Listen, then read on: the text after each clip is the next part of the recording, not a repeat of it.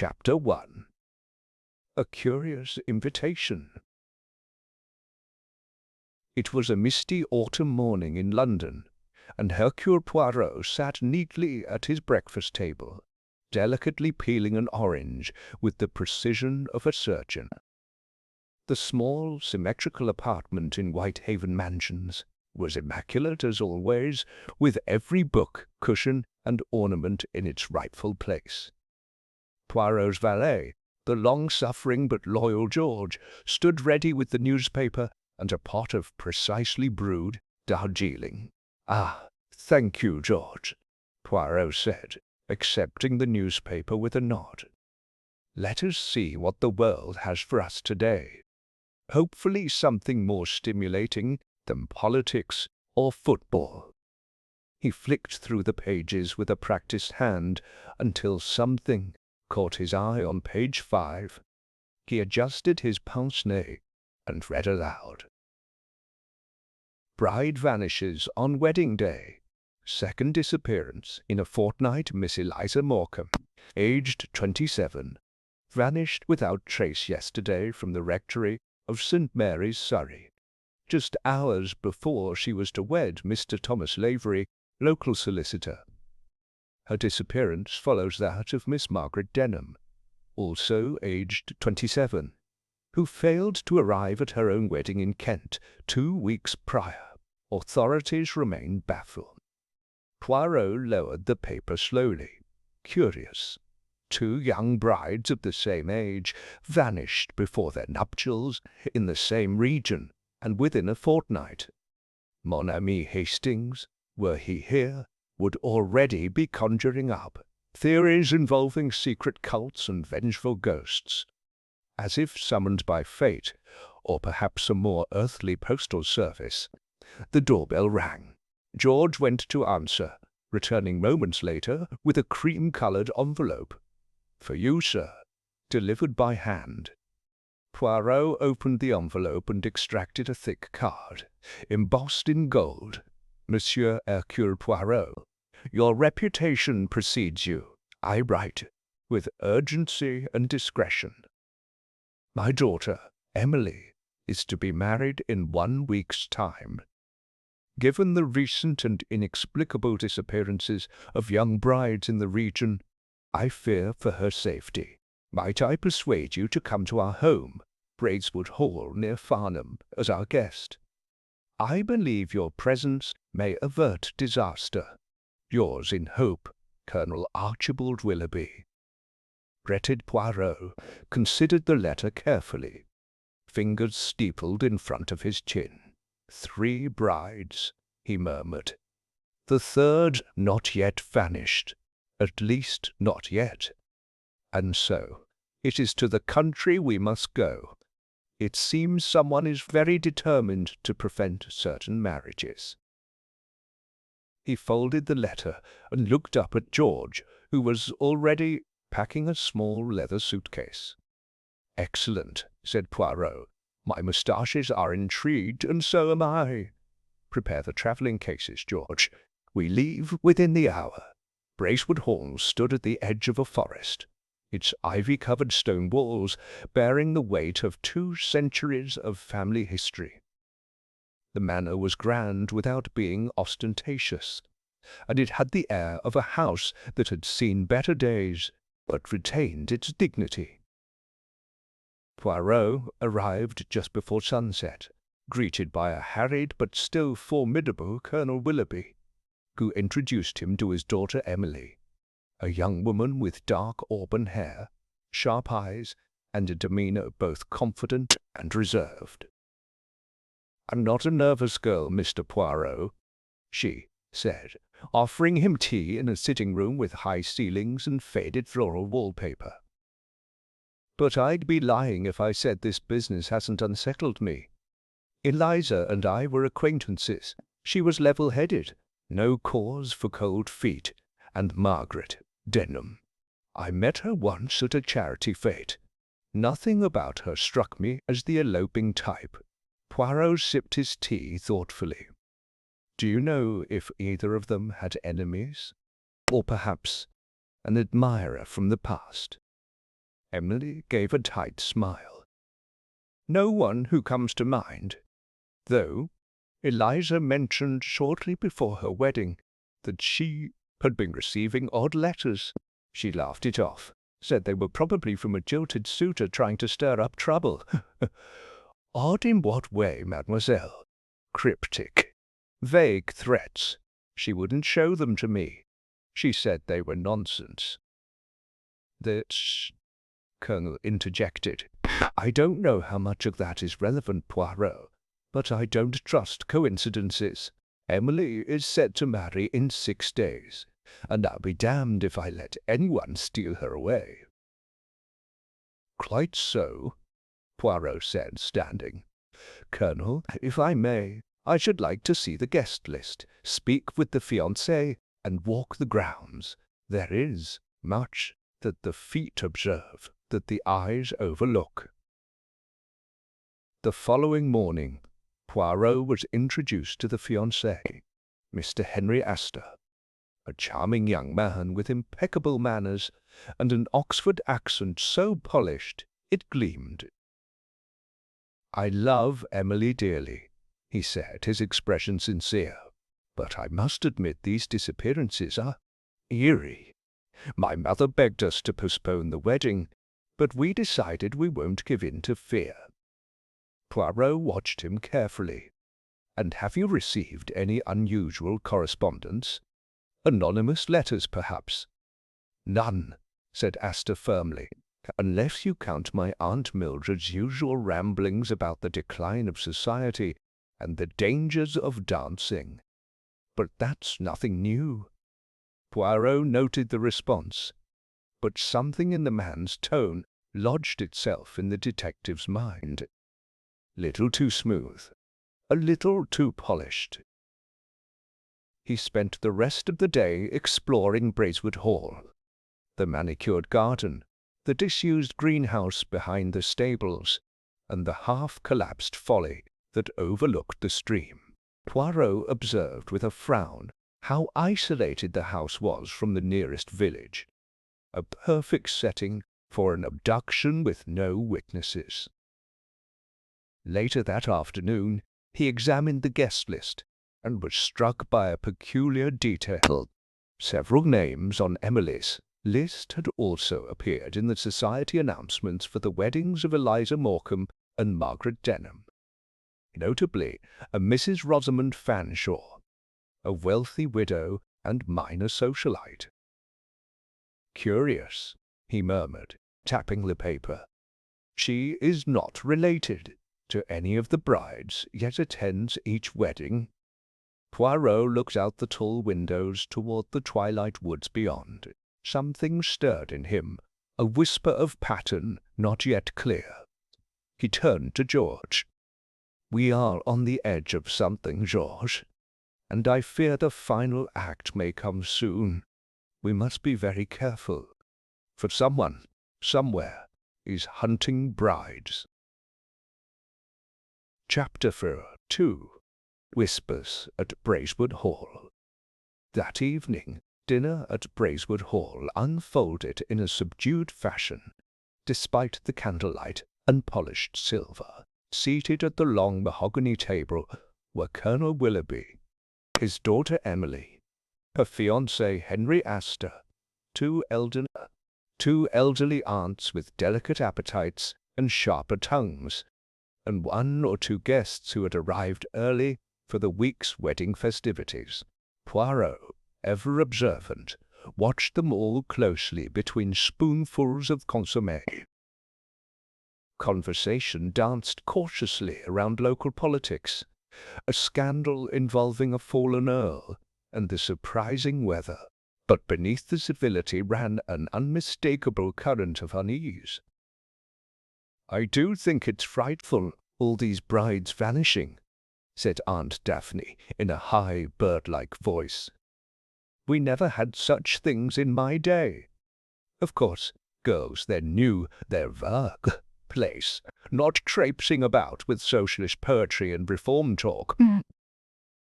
I'm sure socialist poetry had little to do with Margaret Denham's disappearance, Emily replied with dry amusement.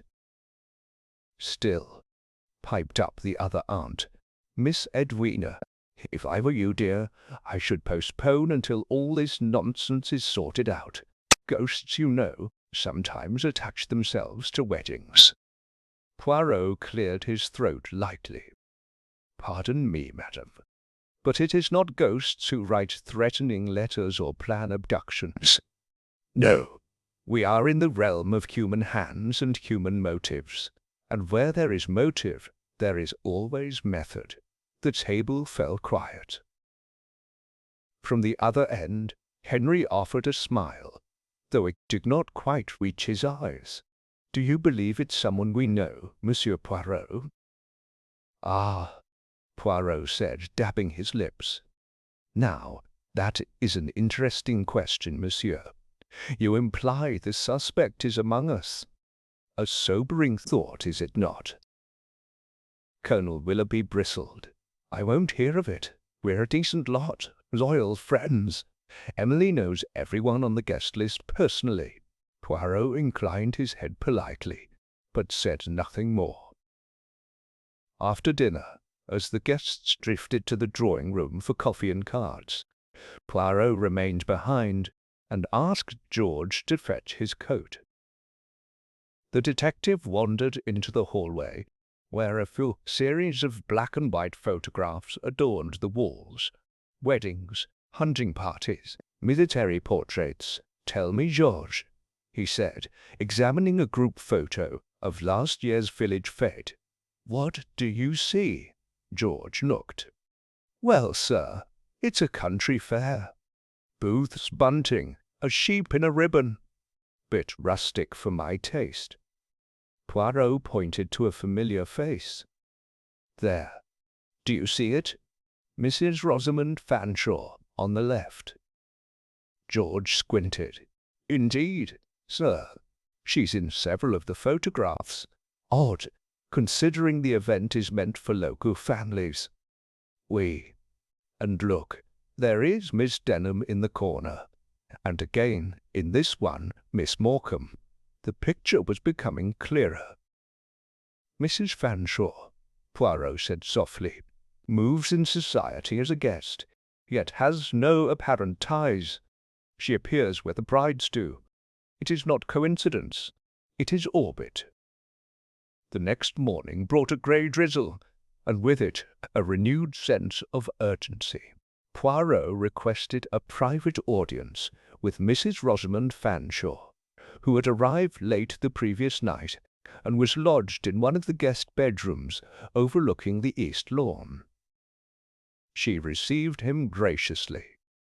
In her mid-50s, Mrs. Fanshawe carried herself with the grace of a woman used to polite society, though her eyes held a keenness that belied the gentle widow's facade. Mr. Poirot, she said, gesturing to a chair, what a pleasure. I understand you've been engaged to protect our dear Emily from falling prey to this rather ghastly trend. That is so, madam, Poirot replied, seating himself. You have attended many such weddings. Do you not find it unsettling? She smiled faintly. You are suggesting something more than chance. Poirot steepled his fingers. I suggest patterns, madam. And where there are patterns, there are often plans. She met his gaze coolly. You're implying I'm involved. No, madam. I only ask why you were present at the weddings of Miss Denham and Miss Morecambe, though you were not a close friend nor relative. Chuckled, though it was without warmth. A woman of my station is often invited to fill out numbers. Society is not what it once was, Monsieur Poirot. And widows, especially those with minor fortunes, are expected to appear wherever the wine flows. Poirot nodded slowly. And yet you stayed only briefly at each event, vanishing before the ceremonies began. Mrs. Fanshawe tilted her head. Is that so unusual? I find weddings tiresome, truth be told, but I enjoy the atmosphere, the anticipation. Perhaps I'm sentimental. Poirot rose. Perhaps, madame, but sentiment can be a mask for something more deliberate. I shall not detain you further. For now. As he left, her voice followed him down the corridor. Monsieur Poirot, you may find the truth, but I wonder, will you find it in time? Later that day, Poirot requested to examine the security arrangements for the wedding. The colonel had taken extra precautions. 2 footmen would patrol the grounds at night, and the local constable would be on duty on the wedding day. But Poirot frowned as he walked the perimeter of the estate. He stopped near the abandoned greenhouse. The glass was cracked, the door unlatched. Inside, vines and weeds had overtaken the stone floor, but something caught his eye. A faint drag, mark in the dirt, recent and deliberate. He knelt, brushing the soil gently with a handkerchief. "Someone has been here," he murmured, "and not long ago." As he exited, he caught movement from the corner of his eye, a figure vanishing into the trees. Poirot followed cautiously. Near the woods, he found Emily, walking alone, arms crossed tightly. "Mademoiselle," he called gently. She turned, startled. "Oh, Monsieur Poirot, I didn't expect anyone out here." "Forgive me, I did not mean to intrude." She hesitated. "I just needed air. It's all beginning to feel very oppressive. I keep thinking, what if I'm next?" Poirot studied her carefully. "Are you afraid, truly? Or is it something else? Guilt, perhaps?" She blinked. "Guilt?" Poirot nodded. 3 brides, all of a similar type. Age, temperament, educated, independent. You, too, match this pattern." Emily looked down. "I've wondered if we're being punished for something. I don't know. You must trust me," Poirot said softly. "There is a human hand behind this, and I fear it will strike again very soon." That evening, as the sun set behind a veil of clouds, Poirot reviewed his notes in the small library. George entered with a telegram. George entered with a telegram. Poirot opened it and read silently. 3rd disappearance confirmed. Body of Margaret Denham found in abandoned chapel outside Sevenoaks. Foul play. Details to follow. Poirot sat back, face grim. "Murder," he said. George looked stricken. "Then the others?" "I believe so. The pattern escalates." He turned to the window. Bracewood Hall stood in stillness, but the darkness pressed in like a breath, held too long. "We are not protecting Aya, bride from vanishing," Poirot whispered. "We are protecting her from death." Chapter 3. The Chattel and the Widow. The next morning broke grey and still. Bracewood Hall was quiet, as if holding its breath. In the dining room, Poirot sat with Colonel Willoughby. The telegram opened between them. "Murder," the Colonel muttered, shaking his head. "Good Lord, Margaret Denham gone, just like that."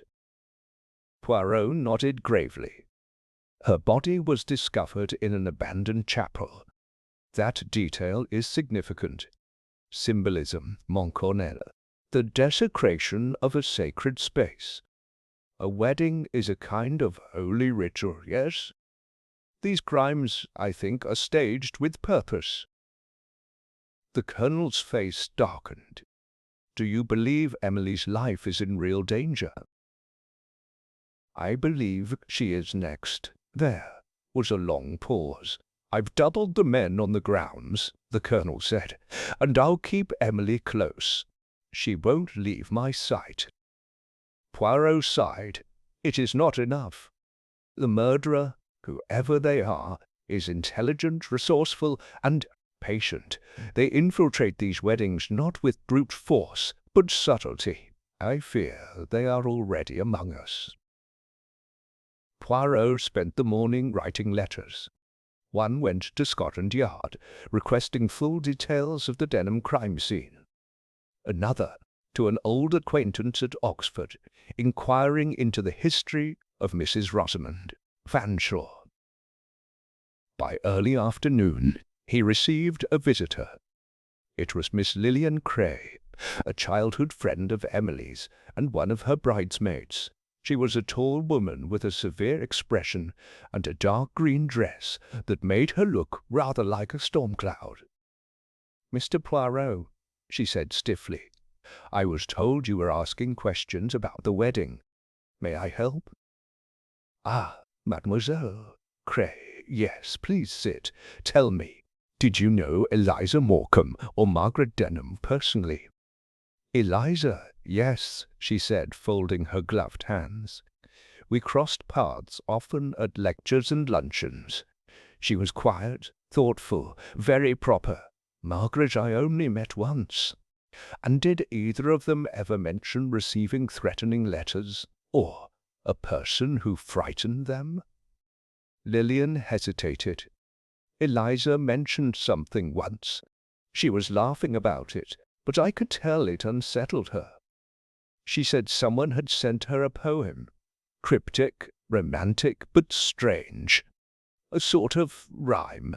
She said it sounded like it came from a madman." Poirot leaned forward.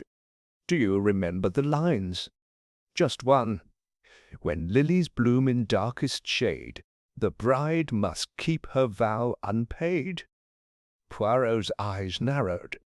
"Lilies. A reference, perhaps, to a specific place, or an object." Lillian looked puzzled. "What does it mean?" Poirot didn't answer. He stood abruptly. "Thank you, Mademoiselle Cray. You have been most helpful." As she left, Poirot turned to George. "The poem is a clue, a riddle. The chapel where Margaret Denham was found. What if there were lilies nearby? Wild lilies bloom in autumn, rarely, but in shade. It is too poetic to ignore." By mid-afternoon, Poirot had arranged for a trip to the old chapel where Margaret Denham's body had been found. It was a modest stone ruin outside Sevenoaks, nearly overgrown with ivy. The police had already sealed the crime scene, but with proper credentials and reputation, Poirot was granted limited access. The chapel interior was bare, save for a broken altar, a cracked baptismal font, and dust thick enough to choke on. But Poirot was interested in the surrounding grounds. Just behind the chapel, in a shaded hollow, wild lilies bloomed in pale clusters. Poirot knelt and examined the stems. "Freshly disturbed," he murmured, "as if someone placed something here, then removed it again." He rose and made a slow circuit of the area. At the edge of the woods he found what he had hoped for: faint boot prints and a torn scrap of white lace snagged on a thorn bush. George pointed. From a bridal veil, perhaps, or meant to resemble one. "It is all part of the staging, George. The criminal wants these scenes to feel symbolic, poetic, as if there is meaning in each death. That is why they choose brides." He looked out into the woods, and yet they also choose them very specifically. Back at Bracewood Hall, the air had shifted. Emily was pale, tired. She had received an anonymous note. Poirot examined the envelope carefully. It had no return address, No fingerprints. The handwriting was feminine, flowing, elegant. He unfolded the paper. The vow must never be made. The price must be paid in blood. Turn back, or follow them into the lilies. Emily's hands trembled. It's the same tone Eliza described. Poirot nodded grimly. Yes, and the mention of lilies confirms a connection. Emily looked at him, a voice barely audible. What do I do? You do not change your plans. You remain visible. We must draw the spider from its web. That night, Poirot made his second visit to Mrs. Fanshawe. She was in the drawing-room, sipping port and reading a novel. I was wondering when you'd return, she said, closing the book. You have questions? Indeed, Poirot said, taking a seat. Tell me, madame, did you know a man named Harold Fanshawe? She froze, just for a moment. He was my husband, she said slowly. Why? He was also engaged once to a young woman named Julia Henley. They were to marry, but she left him at the altar. He committed suicide 2 weeks later. This was 27 years ago. Rosamond's fingers tightened around her glass. I haven't heard that name in decades. She died last year, peacefully, in Sussex. But her daughter, Margaret Denham, was born 6 months after the broken engagement. Mrs. Fanshawe stood up sharply. You think I did this because of Harold? I think, Poirot said, rising as well, that someone is hunting women connected to a certain past. Margaret Denham was Julia Henley's daughter. Margaret Denham was Julia Henley's daughter, Eliza Morecambe. Her mother was once in Harold's regiment, a nurse with whom he had an affair. And Emily Willoughby? Her mother, Eleanor, was also engaged to Harold before she left him for the colonel. Mrs. Fanshawe's face went pale. You believe I would kill for such things? I believe you grieved him deeply. I also believe you are not the one behind the killings. But you know who is? Silence. At last she whispered, Lillian, Miss Cray. She was Harold's niece. He raised her after her parents died. She adored him, worshipped him. When he died, she changed, became cold, obsessive. She believes those women destroyed him. She said once, a man like Harold deserved better than betrayal. I thought it was just grief. Poirot's voice was calm.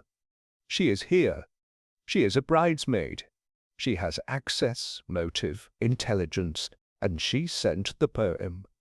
When lilies bloom, in darkest shade, it is her signature. Mrs. Fanshawe sank into her chair. Oh, my God! Emily! Poirot was already moving. He found Lillian Cray in the garden, just beyond the conservatory, beneath a pergola of ivy and roses. Emily stood opposite her, holding a shawl, eyes wide. It's over, Mademoiselle Cray, Poirot said. Gently, Lillian turned. Her face was expressionless. Is it? You blamed their mothers. You hated their daughters. You could not bear the thought of another woman marrying happily while your uncle died alone. Lillian looked at Emily. They ruined him, each of them. And now she walks toward the altar like nothing happened. Poirot took a step closer. No more brides will disappear. Not tonight. There was silence. Then Lillian dropped something from her sleeve. A small vial. Poirot lunged forward, grabbing it mid-air. Arsenic. She did not resist as the colonel arrived with the constable. That night, Poirot stood once more at the window of his room, gazing into the moonlit garden. It was all grief, George, he said softly. Grief warped into revenge, but wrapped in poetry and shadow. She wanted the world to see these as tragedies, not crimes. George nodded. And Emily? She will marry, but with heavier steps. Poirot smiled faintly. Even in love, the past must be reckoned with. That is the puzzle and the curse. Chapter 4. The Vow Fulfilled.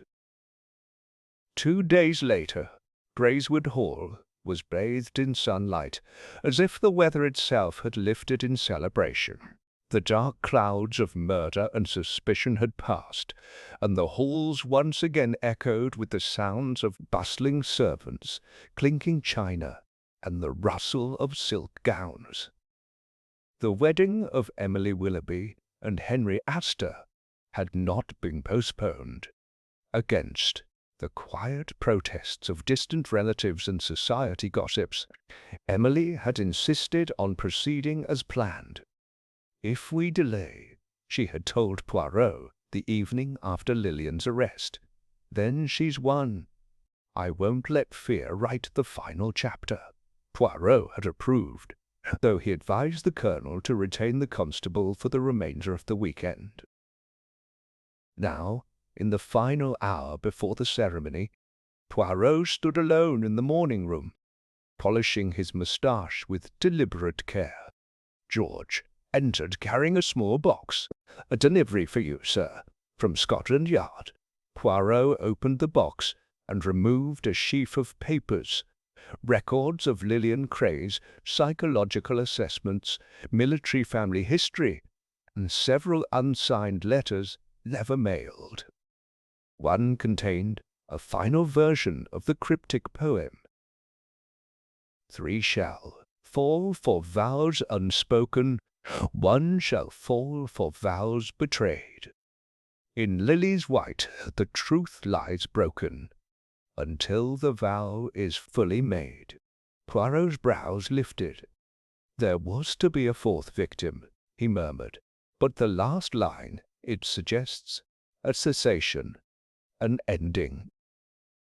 George frowned. Sir? Poirot tapped the paper. Her plan was ritualistic. 3 victims, a trinity. The 4th would have completed the cycle. But what if Emily's marriage was meant not as a killing, but a final punctuation mark, a way to make the pain permanent? George looked uneasy. You think she was going to let her live? I think she was deciding. The ceremony began precisely at noon.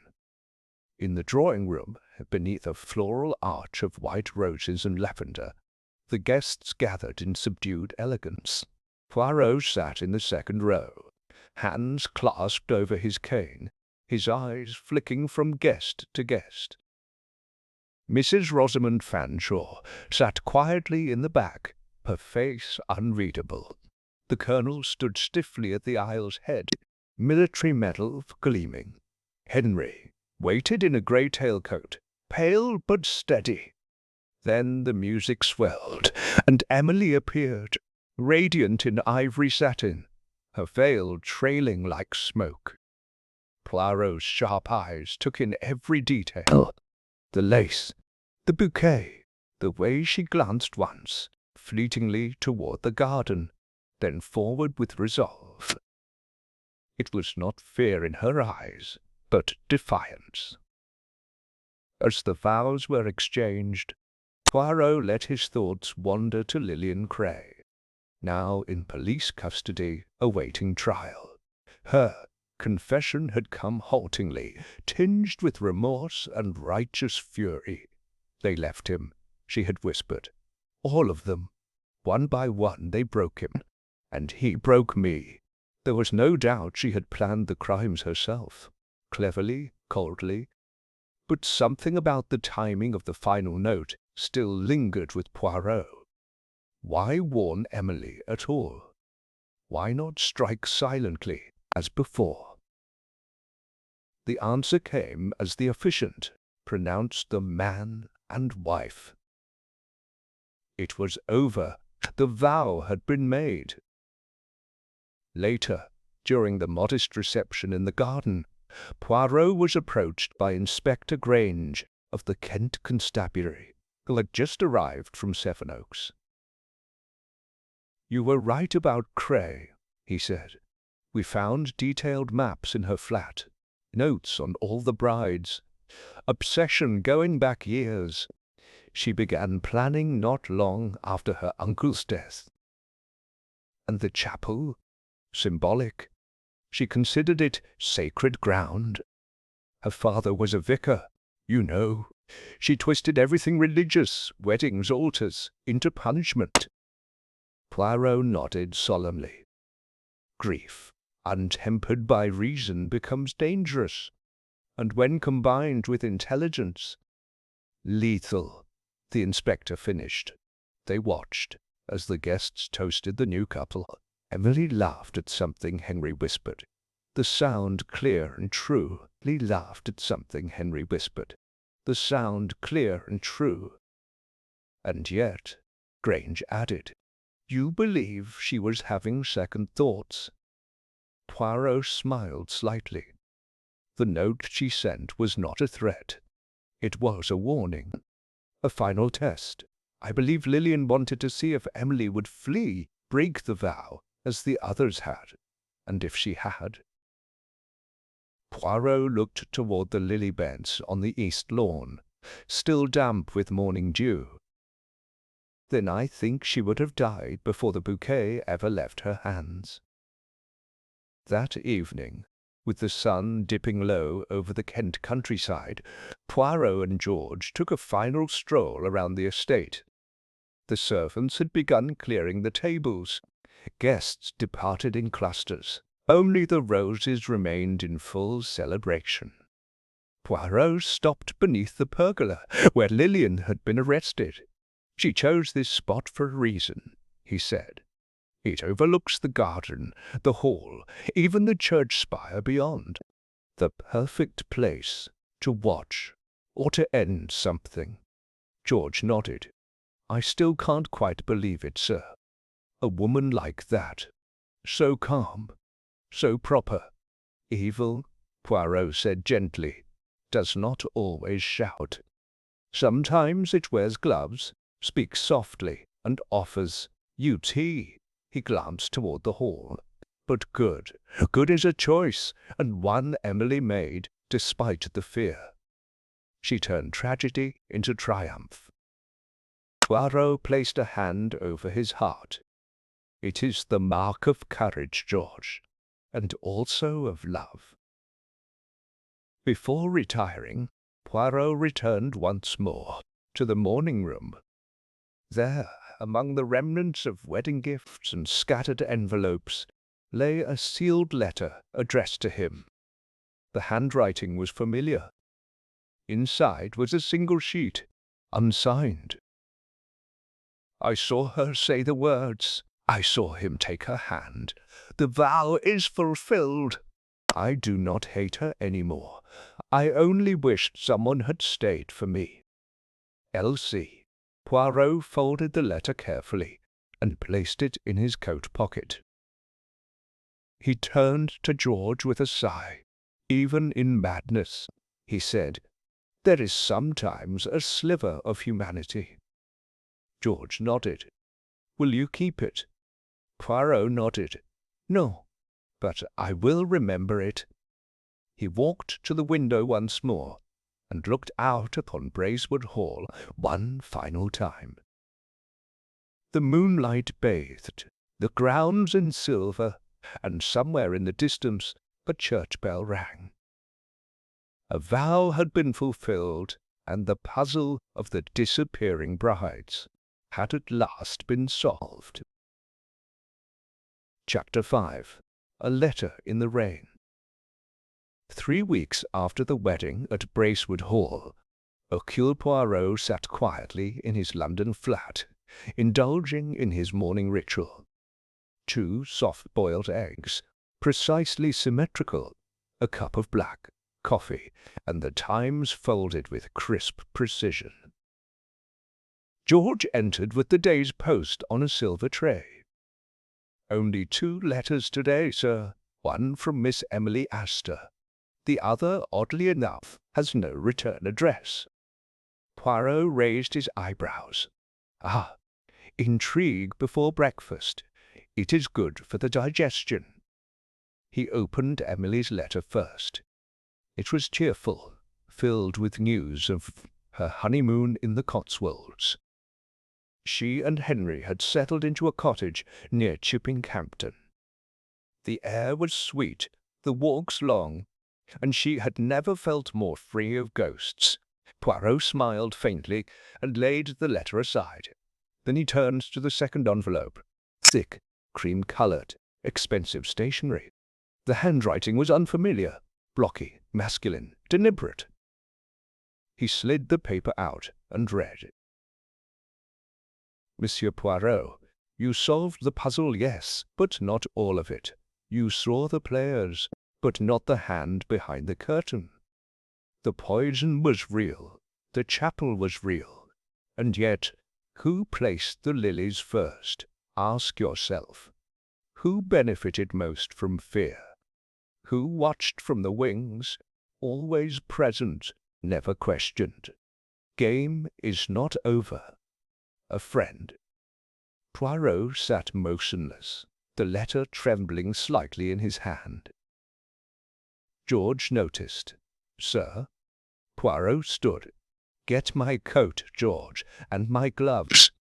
We are going to visit someone I should have spoken to more closely." That afternoon, Poirot made his way through the quiet mews of Bloomsbury, where Rosamond Fanshawe had retired after the wedding. Her flat was modest, lined with oil paintings and dried lavender. She greeted him with a composed smile, dressed in grey silk and smelling faintly of violets. "Monsieur Poirot," she said, "back so soon?" Poirot bowed. "Forgive the intrusion, madam. I come not for courtesy, but clarity." She raised an eyebrow. "Clarity?" He handed her the anonymous letter. She read it in silence, lips tightening.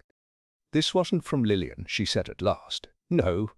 Poirot agreed. Lillian Cray was methodical, but not theatrical. "This is someone else, someone who knew the details, but chose not to speak before. Someone still watching." Mrs. Fanshawe set the letter down. "You suspect me?" Poirot met her eyes. "I suspect everyone, until I do not. It is the burden of the detective." She turned toward the window. "I loved Harold, not the man he became, perhaps, but the man he might have been. Lillian was a child when he died. I tried to keep her balanced, but she slipped further into bitterness. I suppose I enabled her." Poirot's gaze sharpened. "Did you help her?" "No," she said quietly. "But I ignored what I should have seen. Is that not a kind of guilt?" Poirot gave a small nod. "Sometimes, madame, silence is complicity. But I believe you now." She smiled sadly. "Then why do I still feel judged?" Poirot said nothing. Back in his flat that evening, Poirot spread out the case documents across his desk. He studied them not as evidence, but as characters in a drama. Eliza Morecambe, Margaret Denham, Emily Willoughby, each tied by their mother's past, and each stalked in a pattern. And yet there had been inconsistencies. Eliza was last seen walking toward the gardens before vanishing, alone. Margaret had left a rehearsal dinner after an argument. Emily, however, had received warnings and survived.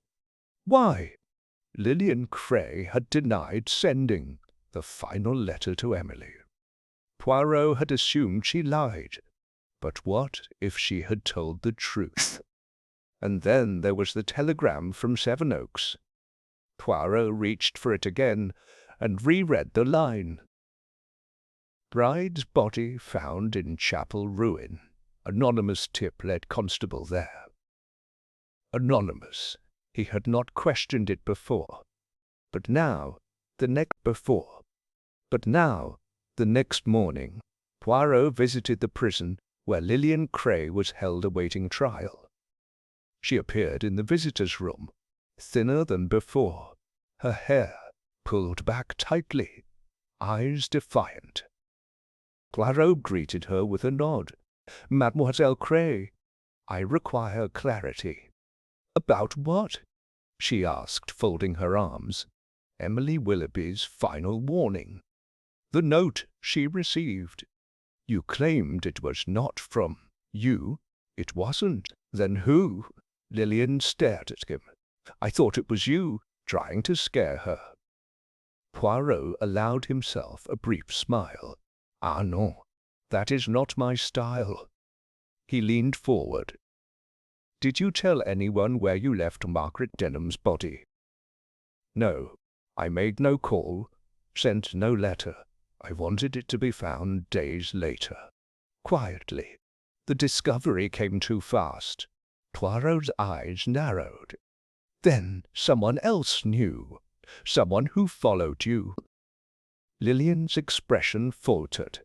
"I didn't think she could have—" "Who?" Poirot pressed. "Rosamond," she whispered. "She was there the night before. She was always watching." Poirot returned to Rosamond's flat that afternoon, but the flat was empty. The neighbors said she departed that morning. A single trunk, a hired car. She said she was visiting relatives in Bath, thought the landlady offered. Poirot didn't believe it. Inside the abandoned flat, he found only a faint trace of perfume and a burned envelope in the fireplace. The ashes revealed a fragment of handwriting. This final act must cleanse the past. Poirot stared into the cold grate. She knew. Rosamond Fanshawe had not killed the brides. But she had orchestrated the unveiling, manipulated Lillian, steered her grief, staged the discovery of Margaret's body. She was the silent hand, the hidden author. And when Lillian hesitated, when Emily survived, Rosamond had stepped back into shadow. A week later, Poirot received a small parcel, no return address. Inside was a book of poetry. He opened the cover. A line was underlined in red. "All vengeance is the child of pain, and grief the architect of fate." Tucked within the pages was a single pressed lily. Poirot closed the book slowly. Chapter 6. The final petal winter came early that year. The wind arrived without warning, slipping between shutters and beneath coats, brushing frost across the streets of Florence like the hand of a patient artist. In a villa tucked into the olive-covered hills outside the city, Emily Astor stood in her drawing-room, arranging lilies in a tall glass vase. She moved slowly, deliberately, as if each bloom were a word in a sentence she had rehearsed too many times. The vase stood at the center of an oak table beneath a skylight, the late afternoon sun pooling softly above it. She placed the final petal, a pale ivory lily that curled delicately at the edges, and paused.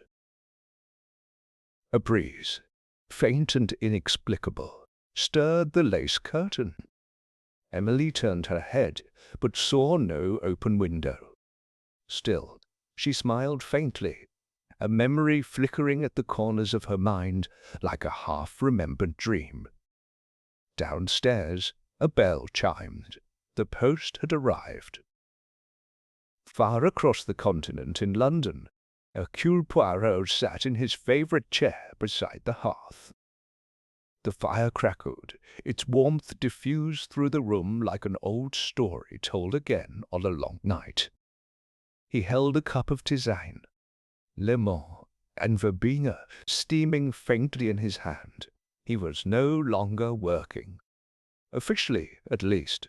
But a detective such as Poirot never truly retires. The world continued to whisper its riddles to him, even if now he answered them only in thought. George entered with the evening post. He carried it with ceremony, as he always had. "Only one letter today, sir," he said, setting it on the side table. Poirot raised an eyebrow. "No return address?" "None," George replied. Poirot waited until George had left the room before he reached for the envelope. The paper was thick, unmarked, sealed with a simple crease. No wax, no monogram. The kind of envelope meant to be forgotten the moment after it was opened. Inside was a single photograph. It showed a chapel in ruins, the roof long since fallen, ivy growing where pews once stood, light spilled through the fractured window frames, illuminating an altar of crumbled stone. And on that altar, silent alone, lay a single white lily. There was writing on the back, in neat, careful script. "Closure is illusion, but peace is possible." Poirot stared at the message for a long time. Then he smiled, softly, knowingly, and folded the photo in half. He rose from his chair, crossed the room, and slid the image between the pages of a small leather-bound poetry book on the mantelpiece. Even in the longest puzzles, he reflected, not all pieces are meant to fit. Some are left to remind us it had been 2 months since the final arrest. 2 months since Rosamond Fanshawe had vanished once more, this time not in flight, but in silence. She had been seen boarding a train from Calais to Zagreb. After that, nothing. No passport trail, no communications, not even her usual cryptic symbols. Just absence, like a breath exhaled and never drawn again. Poirot had chosen not to pursue her. It was not in defeat, nor fear. It was something else entirely. Restraint. He had come to believe, in the quiet, after the storm, that not all chases were meant to be completed. Some were meant to exhaust their pursuer, to leave them standing in the dust, hands empty, but soul changed. Rosamond had become such a chase. That evening, Poirot walked through the small garden behind his building. The air was cold and clean, and the ground crackled with frost beneath his polished shoes. The beds were mostly bare now, the lilies long since gone. But in one corner, tucked beneath the brick wall, a single bloom persisted. Out of season, defiant, he knelt carefully, for his knees no longer favored such motions, and examined the blossom, a white lily, fragile, frost-kissed, unbroken. Poirot touched it gently, then rose and returned inside. He poured a glass of sherry, lit a single candle, and took out the poetry book once more. The photograph waited within, its edges slightly curled. He set it beside the candle and opened the book at random. It fell on a passage he had marked long ago. There is no end to the turning of the world, only the end to our need to chase it. He closed the book and sat in stillness. Elsewhere in Florence, Emily Astor sat by her window, watching the lights of the city flicker to life as dusk crept over the Arno. She sipped red wine and listened to the soft strains of cello music drifting from her old gramophone. She had known Rosamond once, long ago, before the chaos, before the whispers, before brides had started to vanish like songs cut off mid-verse. Emily had once considered herself a romantic, then a realist. Now, perhaps she was neither. Now she was simply someone who remembered. The lilies on the table leaned slightly, catching the candlelight. She reached out, adjusting one stem, and let her fingers brush the petals. They felt like silk, like skin, like memory. Poirot wrote in his notebook late into the night. Not case notes, not timelines, just thoughts. He wrote, "We speak of justice as if it ends things, but justice, like grief, leaves echoes." He wrote, "I think she did love him, and that love, twisted by loss, became her ruin, or perhaps her salvation. Sometimes it is difficult to tell the difference." And he wrote, "The last petal falls not when all is known, but when we are ready to stop asking." When he was done, he closed the notebook, turned off the light, and sat in the dark for a moment longer. Outside, the wind moved softly through the branches, a whisper, a lullaby, a farewell. Chapter 7. The Case Rekindled. The following spring, Hercule Poirot returned to Kent, not to Bracewood Hall, which had since been sold, but to the quiet town of Sevenoaks. The countryside had shed its winter frost, and daffodils bloomed along the road like golden sentinels. Poirot arrived unannounced at the small village post office, where he requested to see the registry of anonymous letters submitted the previous year. A modest request, delivered with charm. The clerk, flustered and flattered, complied. Within 10 minutes, Poirot had what he needed.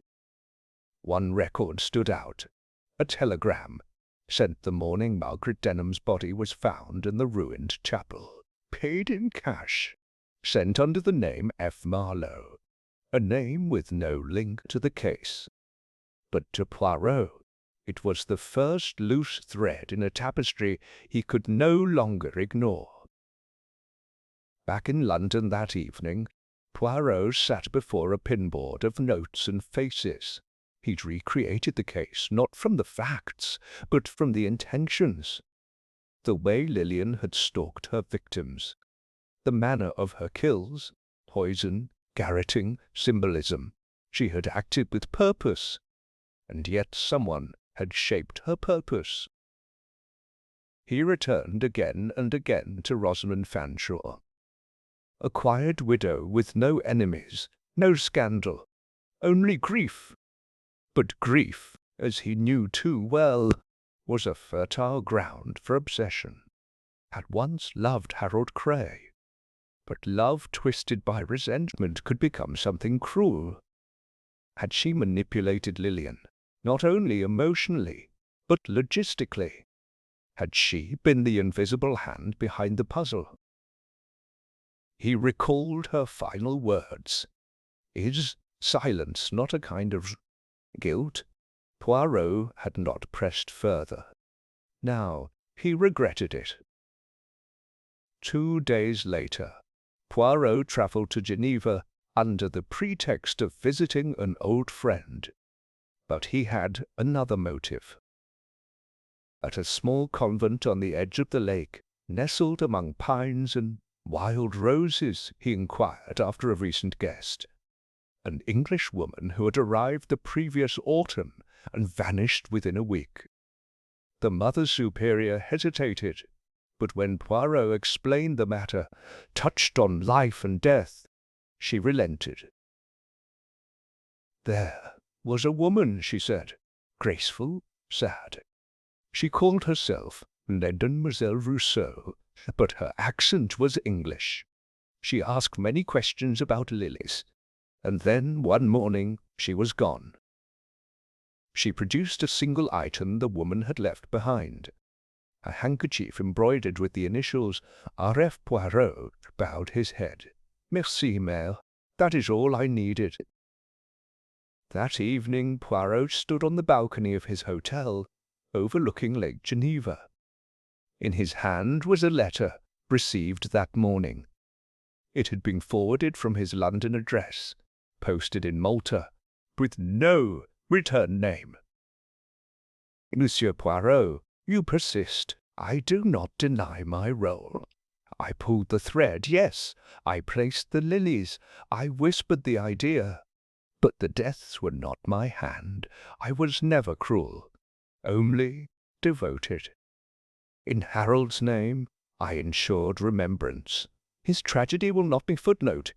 You may choose to expose me, or you may choose silence.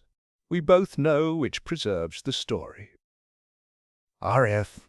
Poirot read it twice, then folded it with care and tucked it into his coat. He made no decision that night. Back in London weeks later, Chief Inspector Grange invited Poirot to a private dinner. The Yard was closing the file. Lillian Cray had confessed. The evidence was solid. "It's over," Grange said. Poirot sipped his wine. "I am not so certain." "Mon ami," Grange gave a tired laugh. "You always say that." "She was the hand," Poirot said, "but not the mind." Grange leaned forward. "You think someone else was the true architect?" Poirot didn't answer. Instead, he placed a copy of the Malta letter on the table. Grange read it, exhaled slowly. "So you're saying this R.F. Rosamond Fanshawe," Poirot said. "She built the story. Lillian was the actor, yes, but Rosamond wrote the script." Grange's brow furrowed. "We could go after her." Poirot shook his head. "To what end? She has disappeared. She will not return. And in revealing her, we bury the truth in spectacle." Grange nodded, reluctant. "Then the case stays closed." Poirot smiled. "Mais oui, officially, spring turned to summer." In the warmth of early June, Poirot received a final envelope. It bore no stamp, simply left at the doorstep. Inside was a pressed lily, its edges browned with age, and a newspaper clipping from the Sevenoaks Herald, dated to 1909. "Chapel altar collapses during wedding. No injuries reported." A footnote.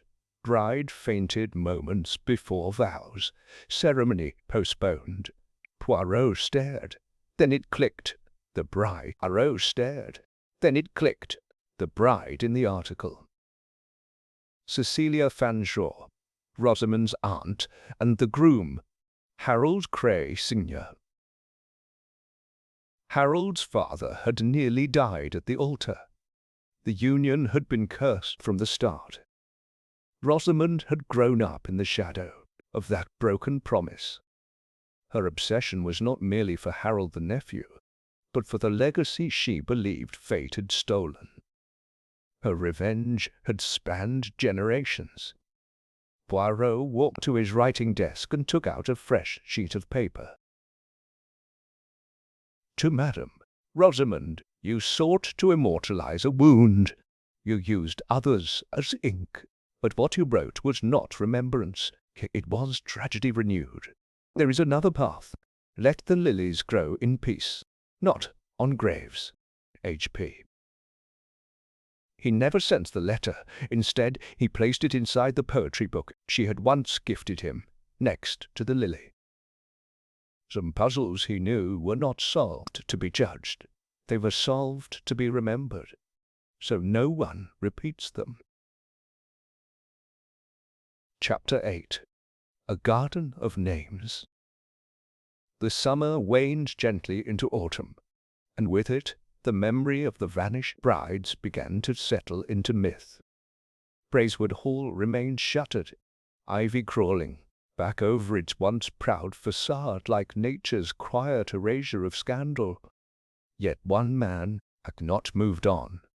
Hercule Poirot, though appearing content in his daily routines, held the puzzle close, like a painting he could not stop studying. He had not spoken of Rosamond Fanshawe in months. Not to Chief Inspector Grange, not even to George, but her presence lingered in the small details. A folded letter kept in his watch drawer, a pressed lily between pages of Mallarmé, and a map of Europe pinned with a solitary pin in Dubrovnik, where her trail had last gone cold. Poirot had not pursued her further. He believed she would not return, but he also believed she had not finished. One September morning, a letter arrived. No envelope, no stamp, just a folded note slipped under his door. Come to the chapel. Bring no one. Ah, no time, no date, only the place. Poirot set the note down and looked toward the window. Rain flecked the panes like soft whispers. He knew immediately which chapel she meant. By evening he had returned to Kent. The grounds of Bracewood were overgrown. A temporary fence surrounded the chapel ruin, now slated for demolition after public outcry, yet untouched. Local legend had blossomed in the wake of the murders. The chapel, people whispered, was cursed.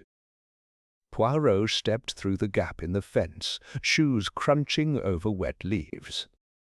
The stone arch of the chapel loomed ahead, its stained glass long gone, leaving only jagged silhouettes.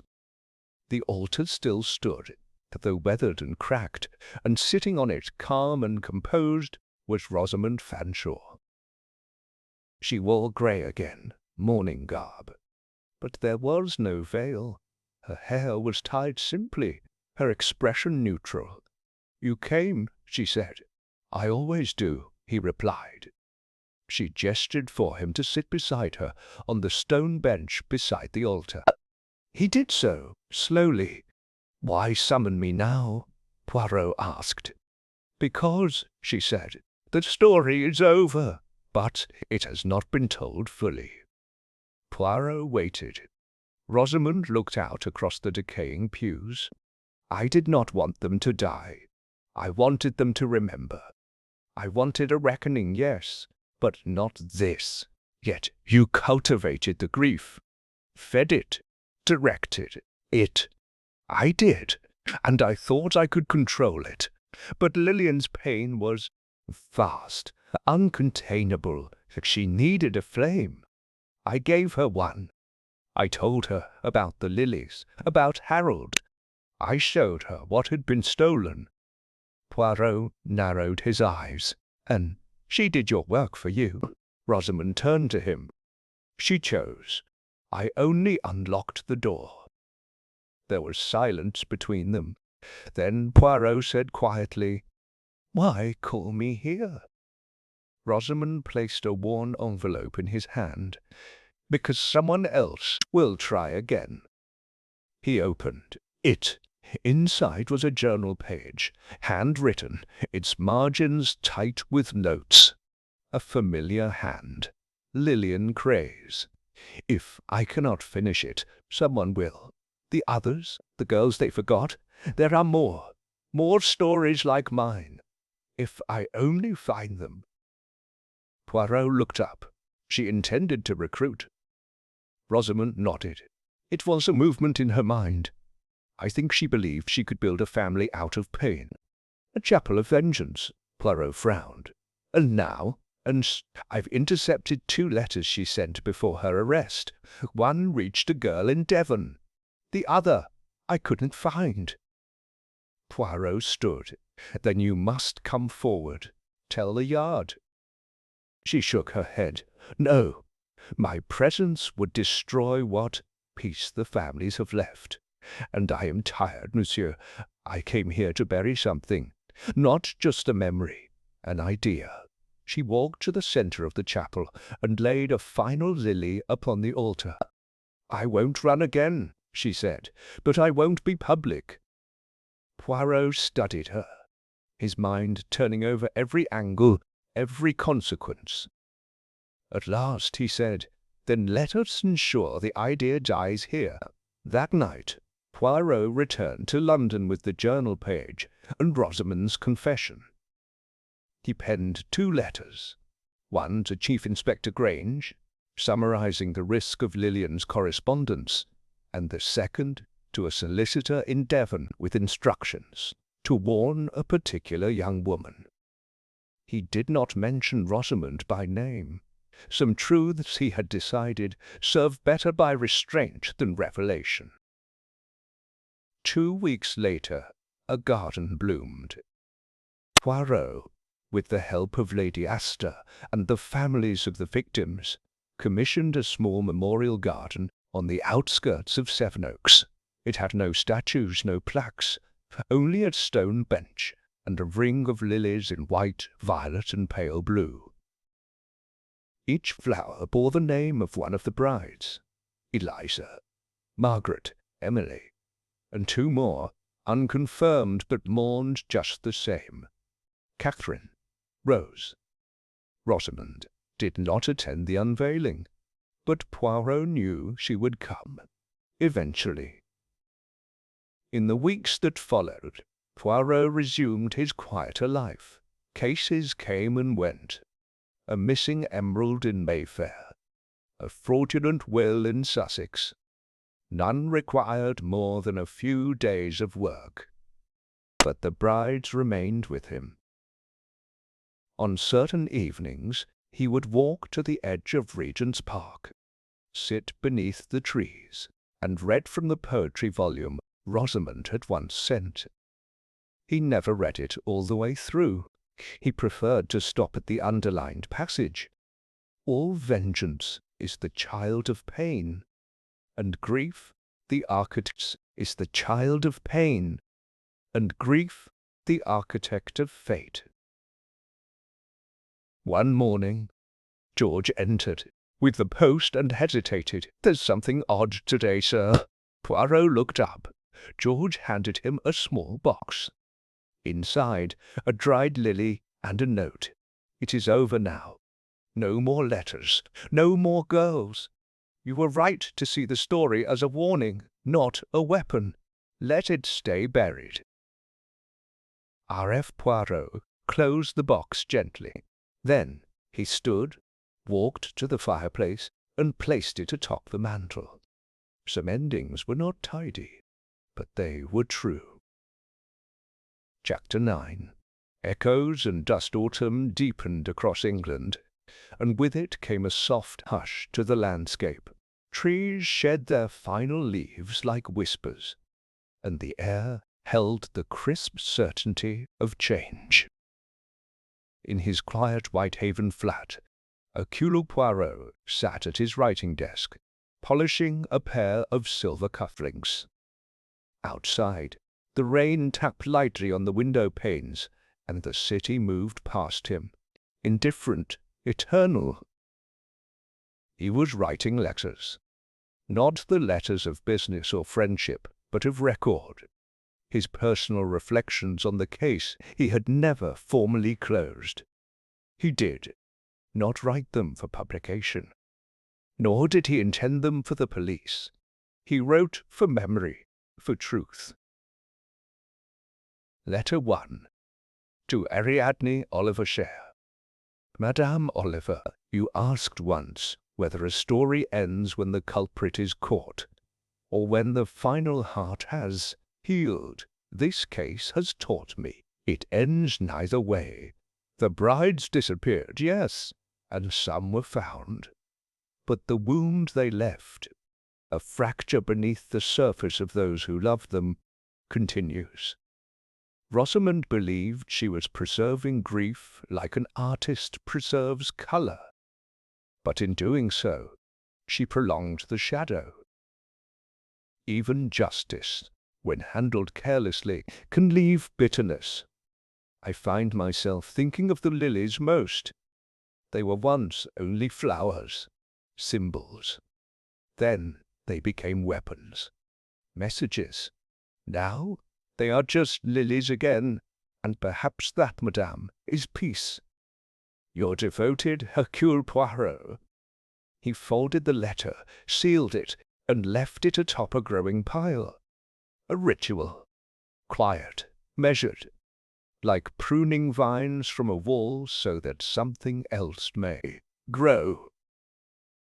1 week later, a small package arrived unmarked. Inside was a leather-bound notebook and a gold clasp. Poirot recognized it instantly. It had once belonged to Margaret Denham, one of the earliest brides to disappear. He turned the pages carefully. Her handwriting was delicate, full of flourishes, poetry, diary fragments, and pressed petals between entries. But one page had a new addition, clearly written in a different hand. She danced through ruins with hope in her eyes, not for herself, but for someone else to remember she was there. There was no signature, only a postmark, Split, Croatia, Rosamond. So she was still moving, still watching. But something in the tone had changed. The bitterness was gone. What remained was elegy. Poirot took the notebook and walked to the lily garden in Sevenoaks. It was early morning. Mist clung to the hedges. A single groundskeeper tended the flower beds. Poirot sat on the bench for a long while, then gently placed the notebook beneath the stone seat, wrapped in oilcloth. He left no plaque, no mark, only the memory. Letter 2. To Chief Inspector Grangemont Amy.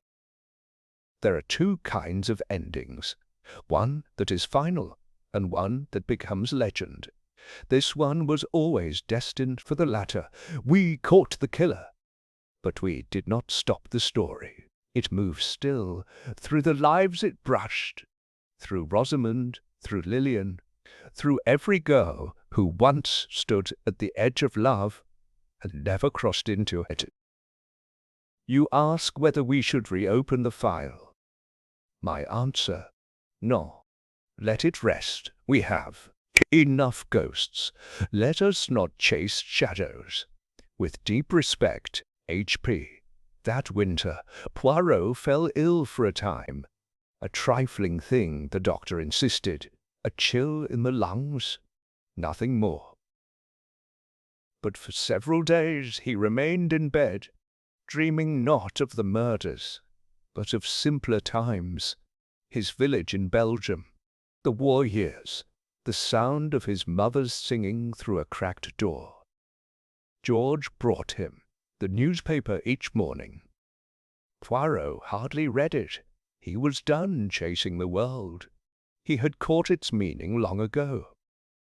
One night in December, just before Christmas, Poirot received a visitor. A young woman, no older than 25, stood at his door. She introduced herself as Clara Mallory. I believe you knew my aunt, she said. Margaret Denham. Poirot nodded slowly and invited her in. Clara was a teacher now, lived in Surrey. She had never known the full story, only that her aunt had disappeared and something terrible had happened. But recently she'd begun tracing the old records, reading between the lines. I know she wasn't just a victim, she said. I know she mattered. Poirot took her hands in his. Mademoiselle, he said gently, your aunt was brave and kind and clever. She did not vanish. She was stolen, but she will not be forgotten. Clara nodded, eyes full of quiet understanding. She reached into her satchel and pulled out a white lily. For the garden, she said. Poirot took it with reverence. Letter 3. To Rosamond Fanshawe, never sent Madame. I do not know where you are, nor whether you will ever return. But I write this as a marker, so that I may place my thoughts where they cannot grow wild. You tried to preserve Harold. You tried to memorialize grief. But in doing so, you did not let love breathe. I forgive you, because I see now you were the final bride, the one who never married, the one who stood at the altar alone. Let that be your monument, not in stone, but in understanding. Hercule Poirot. He placed the letter in the drawer beside the photo of Hastings and the small ceramic figurine of a rabbit gifted to him years ago by a child whose father he had exonerated. All lives, Poirot knew, eventually become arrangements of memory. And so, when spring returned, Hercule Poirot visited the lily garden one final time. It was quiet there, the earth soft, the air sweet. As he sat on the stone bench, a breeze stirred the petals. Somewhere, not far, on bench, a breeze stirred the petals. Somewhere, not far, a girl laughed, a child perhaps, or maybe a ghost. Poirot reached into his coat and removed a single item, a new nameplate. It read, "Here rest those who were loved and are remembered." He affixed it to the bench, not with nails, but with wax and care. Then he stood and walked back into the world. Chapter 10. The final thread. It is an odd thing how stories end, not with thunder, nor with fire, not even with applause, but with silence, with the soft click of a closing door, with a final step taken away from the scene, never to return.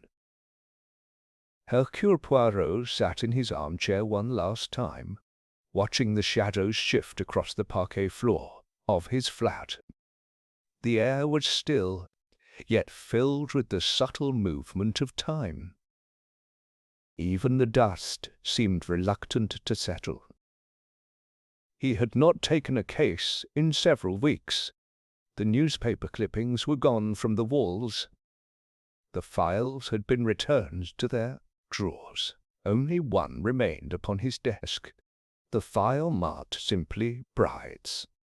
It had taken more from him than he expected, and given him more than he could ever admit.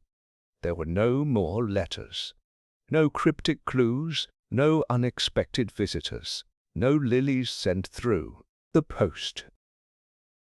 The garden remained untouched, tended quietly by the groundskeeper, and visited now and then by those who remembered. Occasionally, a new flower appeared, left by some unknown mourner. Poirot never asked who. He had learned that some mysteries, when left alone, become gentler over time. He did not need resolution. He needed rest. One evening, George brought tea and paused in the doorway, clearing his throat with the formality of a butler who had served a lifetime. "Sir," he said softly, "may I speak freely?" Poirot looked up, startled by the tone. "But of course, George. I believe it is time," George said. "Time to put the case away, for good." Poirot studied him. George rarely spoke with feeling. And yet here it was, in his voice, his posture, a quiet plea. Poirot nodded. "You are right, mon ami. It is time." He turned to the file on his desk, opened it, and removed its contents one last time. Photographs, notes, confessions, names, 5 brides, 2 ghosts, and one woman who had stood at the edge of everything and walked away from it all. Rosamond Fanshawe. He placed each item in the fire, not in haste, with ceremony, as if returning bones to the earth. In the days that followed, Poirot found himself dreaming more often, not of the crimes, but of the moments between them. A laugh shared with Hastings beneath the Moroccan sun, a cup of bitter chocolate in Brussels. Ariadne Oliver arguing with a librarian over the definition of foreshadowing. Small things, gentle things, the scattered pearls of a life. The dreams were a gift, and Poirot, who had spent so long in the company of the dead, was grateful for the company of memory. Spring came early that year. With it, the first thaw. Birds returned to the parks, and the streets of London once again bustled with careless energy. Poirot resumed his walks, slower now. He took joy in small observations, the angle of a hat, the irregular fold of a handkerchief, the way lovers avoided puddles in sink. These were the puzzles he had always loved best. And yet, one morning, he did something he had never done before. He visited a cemetery. The small churchyard in Sevenoaks had no grand mausoleums, just modest stones weathered by wind and rain. It was there, near the old ash tree, that a modest plaque had been placed, unofficial, yet lovingly maintained. In memory of the brides gone before vows, remembered beyond silence. Below the inscription, someone had etched their names. Not all had been identified. Some were initials, some only guesses. Poirot knelt before it. His knees ached slightly, but he did not mind. He traced the letters with gloved fingers, then reached into his pocket and removed a final item. A small silver locket. Inside was a pressed lily and a photograph of Rosamond as a girl, smiling, windswept, impossibly alive. He buried it beneath the plaque, not as a mark of guilt, but as closure, an offering to the past. The world moved on. Poirot knew it must. He watched from his window as children played in the square below. They shouted and laughed and squabbled like sparrows. A wedding procession passed one day, laughter spilling from open carriages, the bride radiant in white. He did not flinch at the sight. Instead, he smiled. Because love, he realized, was not made safer by fear, nor could it be prevented from blooming. By ghosts, it would always bloom, even in gardens grown over grief. Later that week, he sat with a young inspector, new to Scotland Yard, bright-eyed and eager. "Tell me, monsieur," the inspector asked, "was it worth it? All the sleepless nights, the weight of the things you saw?" Poirot considered this carefully. "It is not a life of ease," he said, "but it is a life of purpose. I have given voice to the voiceless. I have untied knots no one else would touch, and I have, on occasion, preserved the dignity of the dead." He paused, smiling gently. "But more than that, I have understood people, their fears, their hopes, their griefs." The inspector leaned forward. "And the disappearing brides?" Poirot's eyes twinkled. "They did not disappear," he said. "They were taken, but now they are returned." To where? To memory, to story, to a place where they can no longer be harmed. That night, Poirot lit a final candle. He took out his journal, always precise, always methodical, and wrote the last entry. There comes a time when even the great detective must lay down the case book, not because the world is solved, but because it continues. And in that continuation there is peace. Let this be the last mystery I pursue, not of death, but of what remains, of what love leaves behind when it leaves too soon, and how even lilies bloom again. He closed the journal, turned off the light, and let the silence come.